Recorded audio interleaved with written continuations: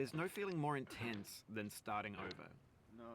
If you deleted your homework the day before it was due, as I have, or if you left your wallet at home and you have to go back after spending an hour in the commute. If you won some money at the casino and then put all your winnings on red but it came up black. If you got your best shirt dry cleaned before a wedding and then immediately dropped food on it. If you won an argument with a friend and then later discovered that they just returned to their original view. Starting over is harder than starting up.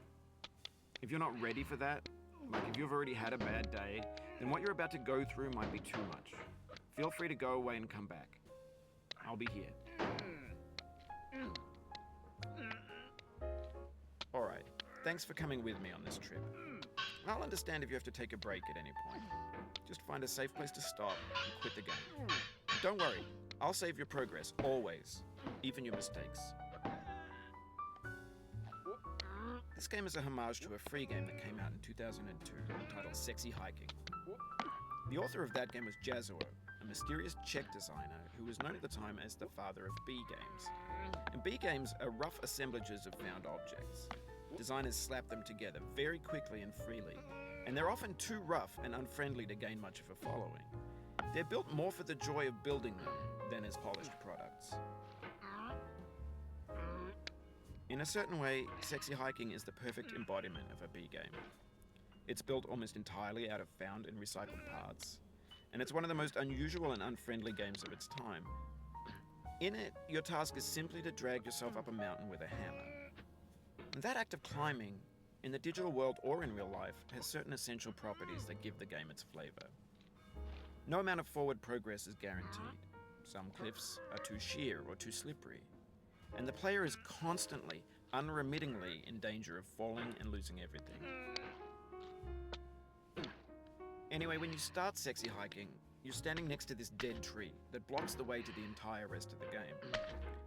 It might take you an hour to get over that tree, and a lot of people never got past it. You prod and poke at it, exploring the limits of your reach and your strength, trying to find a way up and over.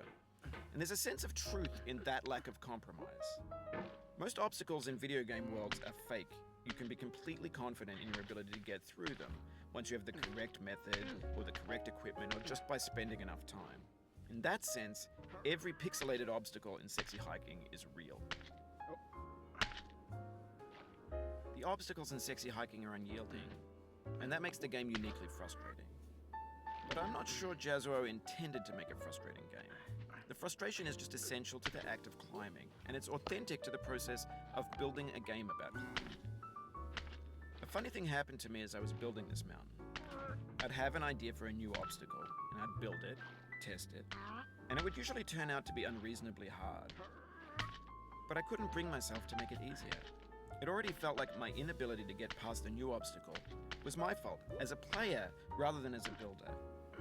Imaginary mountains build themselves from our efforts to climb them, and it's our repeated attempts to reach the summit that turns those mountains into something real. When you're building a video game world, you're building with ideas, and that can be like working with quickset cement. You mold your ideas into a certain shape that can be played with, and in the process of playing with them, they begin to harden and set until they're immutable, like rock. And at that point, you can't change the world. Not without breaking it into pieces and starting fresh with new ideas. For years now, people have been predicting that games would soon be made out of prefabricated